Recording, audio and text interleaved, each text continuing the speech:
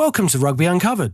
This week, Tom Nash and I speak to Craigh McIntosh from Rugby Medics. Take it away, Tom. Craigh, Paul Rodriguez did some digging into Rugby Medics and went on your website. And I just wanted to ask you how the whole operation came about between you and Dan Mahoney. So, I started back probably 10 to 12 years ago now. I was coaching rugby at grassroots level and did a basic first aid certificate provided by the club with regards to keeping sort of child players safe on the pitch.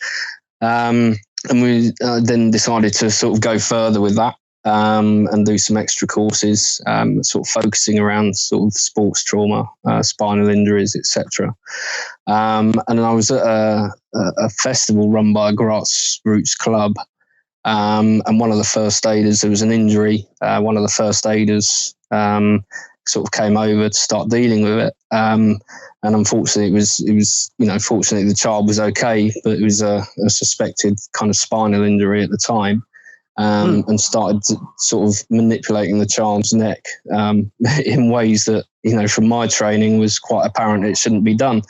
And it was kind of from there that sort of had worked with Dan on some events, sort of on the medical and security side, and sort of had this discussion that, maybe it was time that, something was done about the lack of medical provision at sort of rugby festivals and rugby matches, so definitely at the grassroots level, and that's kind of how Rugby Medics came about. Basically, was to provide affordable medical cover to grassroots clubs, so as not to put a great expense on them, but to provide a high level of cover that was going to keep players safe, really. And you cover all ages of rugby player. Absolutely, yeah. So we do. Sort of cover, from mini festivals that we've done a few of those in the area up to youth festivals. We also cover sevens festivals as well. So unfortunately not this year, but in the last couple of years, we've covered, a large amount of the commercial sevens festivals around sort of England and Wales. Just basically, a number one priority is player safety, and that's the kind of thing we try and embrace and try and push onto organisers. That's we're not about making money as such. We're about kind of making sure their players are safe and their festivals and tournaments can continue. And are you and Dan undergoing ongoing training as you run Rugby Medics? Yeah, absolutely. So Dan is there when he can be. He works as a MOD medic full time. So he's quite often on board naval ships, and he's progressing through that kind of thing. So he's actually at the highest he can get at the moment with regards to that. I believe he's just had a promotion whilst being on board. And then myself, I'm progressing my way through different qualifications and just trying to sort of further my learning as any kind of clinician should do is spend some time when they're not doing anything is to further their learning and development. So I'm continually going on different courses, be it on sports taping, be it on sort of sports massage techniques, or and keeping up to date with sort of different policies that come into place within the NHS arena as well. So during the season, whenever that is now, post COVID, is this a day job for you, if not for Dan? At the moment it's a very bizarre time for us, and the majority of people that we sort of have, if you like, on our books are either frontline NHS staff or physios within the NHS arena. Dan's obviously he's on board at the minute. I've gone on to, been working on frontline ambulances while all this is going on. So, but within the rugby season, I also train people in first aid and different other courses as well. And then, within the season, we're looking to expand even further and kind of provide more into the 15s game, where the focus has been on the 7s game for a long time. For us, it's more to progress as we've got more and more staff that have, come to work with us. The reality is we're looking to expand into the 15s game as well. So, that's the end goal really, is to be a full time all year round kind of profession, if you like. The 7s make sense in the context of what you said earlier about festivals and things. I guess that's the reason for that. Yeah, I mean, it's we all know that the 7s game is a very high paced game at times, and it's played on hard ground. It's not played on mud pools that we get. That I remember when I used to play between sort of September and sort of May time, where it's kind of really nice soft mud. And it can be played on fairly hard ground on some occasions. And as it's higher paced, you can have a lot more collisions at higher speeds. So, for us, it was kind of focus on that area, and then we'll kind of expand out of that. Really, is where we're looking to go. So, it's a work in progress constantly.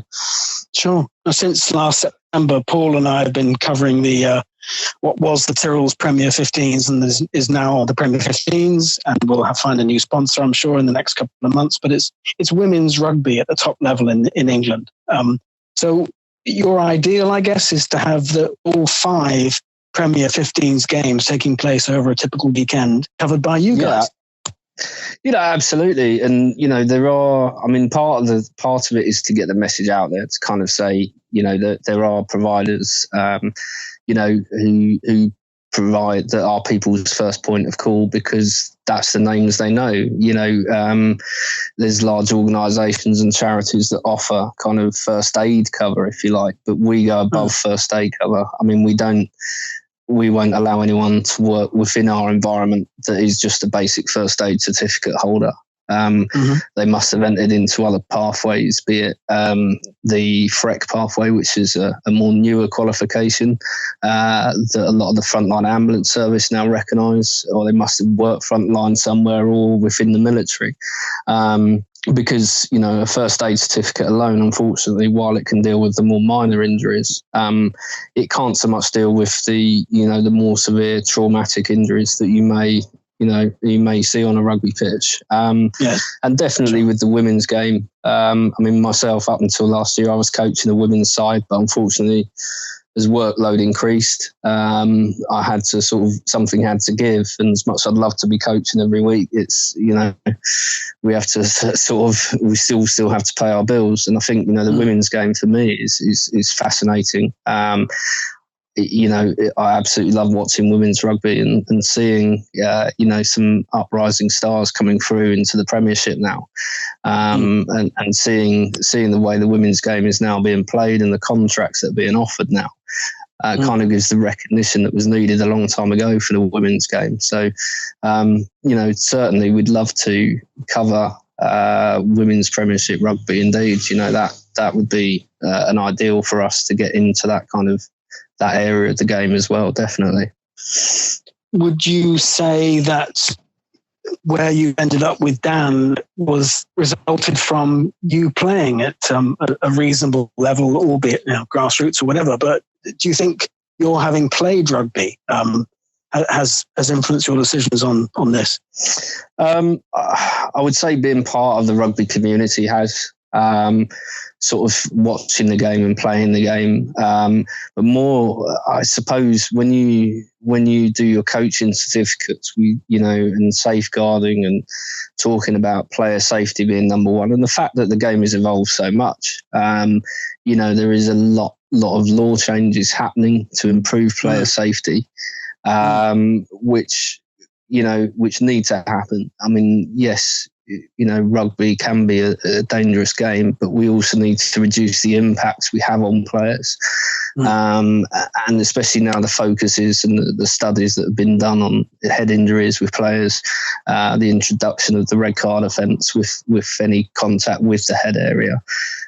This is making the game safer, but obviously there is still the avenue that there could be a serious injury on a rugby pitch. And I think it's my love and everyone's love for rugby that sort of works with us, that kind of makes us better at what we do. We don't just sort of stand there kind of, thinking about what we're doing next week. We get really involved in the game, and we'll stand there watching the game because we love the game, and I think that's I suppose what makes us very different in lines of medical provisions, really, is that we're all rugby fans as well. You and Dan must have seen a gap in the market which needed filling quite urgently.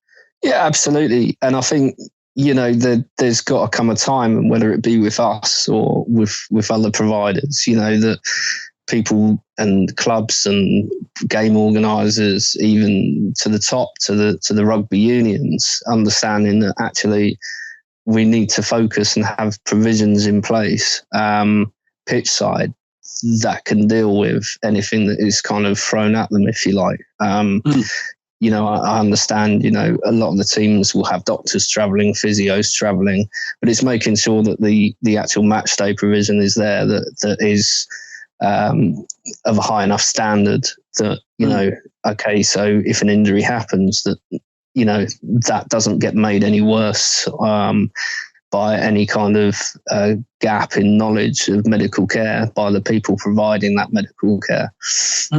Or incorrect intervention, I guess, as well as that. Yeah, absolutely. Yeah, doing the wrong thing can have absolutely drastic effects, especially when we start talking about trauma injuries. So, be it spinal or even ligament and joint injuries, we need to make sure we get it right. And unfortunately, sometimes you only get one shot at that. And I think there was a gap, definitely, in yes, the club network, the grassroots network, is run by volunteers, and you can't expect volunteers to necessarily give up their time, or the clubs to pay for these extra qualifications that we've gone and done ourselves and paid for ourselves, because they're not cheap, and it takes a lot of investment, and these are people that already give up a lot of their time already. So I think there just needs to be some sort of provider that can do that for them, which is sort of where we've kind of dropped into that gap effectively, I suppose. Thanks so much, Craig. Yeah, I just wanted to ask a couple of questions, actually, just to follow on what you were saying. One of them relates to the level of cover within the sport, because presumably the teams that have actually got the money, got their own doctors, etc., will have a greater, obviously, provision for their players. But where the gap probably is larger is, as you say, at the grassroots level. But what you're providing, presumably, is something that is relatively cost effective for those clubs. Is that fair to say? Yeah, absolutely. I mean, we're very understanding, and having come through the grassroots clubs and having coached in the grassroots clubs, I'm very much aware that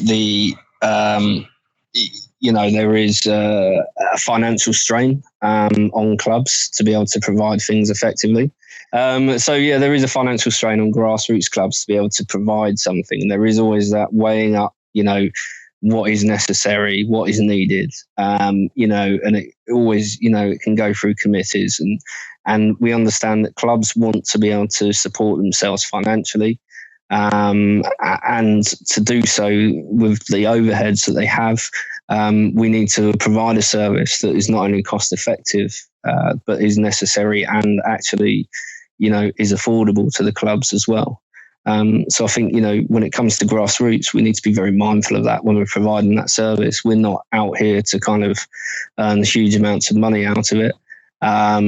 We do pay the medical staff for their time, but we don't charge the earth for it, if that makes sense. Yes, definitely. And with regard to, you mentioned the laws of the game. Yeah. When laws are being created, and we've spoken to referees, and obviously players, referees, coaches would all have opinions on how laws should be created, but you should be consulted as well, to cut really to the chase, because obviously you understand the risks better than anybody about what can happen on the field. Are you involved with that, with the teams, with the lawmakers at all? Or is that something that you just kind of watch from the periphery thinking, I'd love to be involved with that a bit more? Yeah, absolutely. We're very lucky with the game of rugby that, what was the IRB is now World Rugby, but they do have doctors they consult.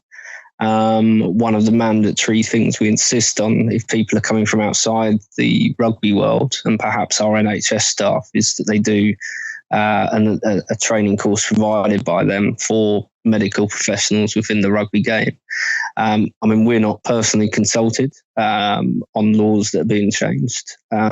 But yeah, we would like to see some sort of, if we can, input into those, because I think we deal with the injuries time after time, and there are certain aspects of the game that may, if they were changed slightly, may not only improve the spectator value of the sport by speeding the game up a little bit, but it may also reduce the impact it has on players as well. And that there is always a possibility that you kind of, and we've discussed this before, that maybe the grassroots game is sometimes forgotten when it comes to lawmaking and law changes.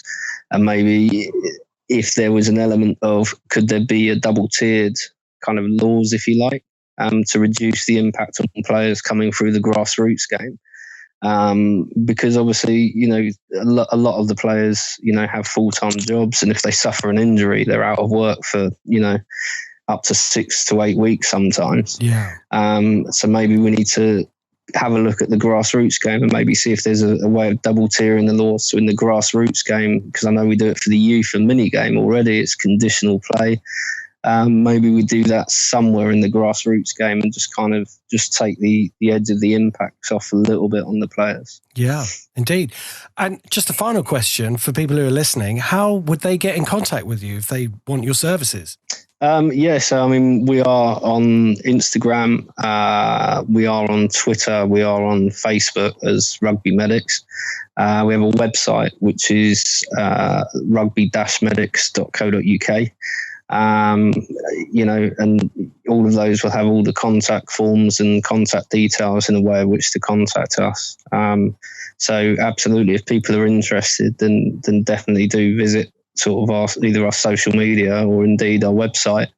And we'd be happy to answer any questions. We're, as I say, we don't not looking to charge the world. We're looking to, improve the game and improve player safety on the pitch is our number one mission.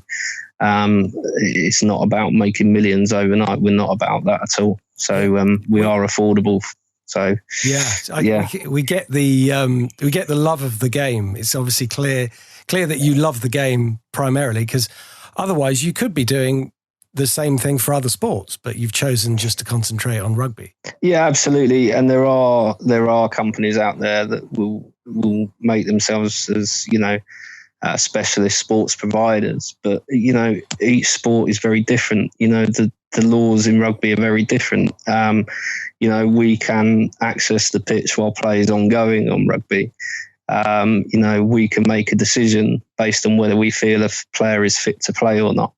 I wouldn't even, I've never been a football fan in my life. And I think if I tried to enter into providing medical provision for a game I don't understand or a sport I don't understand, I think, I would struggle with that. So I think, that's why we've kind of stayed with rugby and just kind of gone, we like this sport, we love it. And we would love to continue sort of supporting clubs and supporting teams to be able to, keep their players safe, really. And I don't think there's any need for us to diversify into other sports. Well, that's absolutely brilliant. Craigh, thank you so much for coming on the show. And no, thank you. We wish you all the best. We look forward to seeing you pitch side. Thank you very much. Look forward to seeing you guys too. Take care now.